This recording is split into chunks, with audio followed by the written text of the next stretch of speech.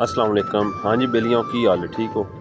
बेलियों इत्थे कुर्बानी तो होंदी है, सारे बंदे करते भी ने, लेकिन गोश्त घट ही लभदा कुर्बानी का। जिस तरह पाकिस्तान सन महल्लों में या घरों में बंदे दे जाते हैं, इत्थे घट ही लभदा है। असीं हुण दुकान ते आए गोश्त लैन। ठीक है, यह भाई है पाकिस्तानी मियाँ चन्नू दा। ठीक है, तो मैं चलो तुहानूं भी थोड़ा विखाने आ।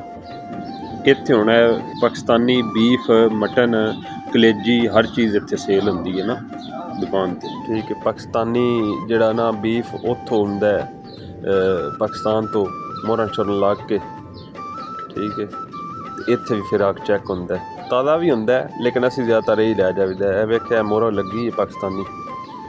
ठीक है, इत्थे भी फिर आके जिहड़ा वो चेक होंदा है कि गोश्त सही है, बीमार शमार नहीं।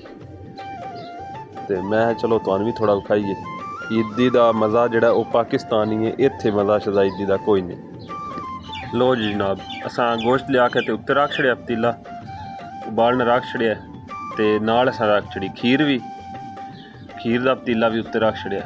असीं इस टाइम पका ली दी रात नूं खीर भी तो गोश्त भी, ताकि सवेले सवेले उठ के ना ईद पढ़ के, ईद पढ़ी जाती जल्दी सवेले 5 बजे जिहड़ा वो 5 मिनट तो ईद, उस तो बाद जनाब खा के ते आराम नाल सैन जाना। बस यही परदेसी लाइफ है।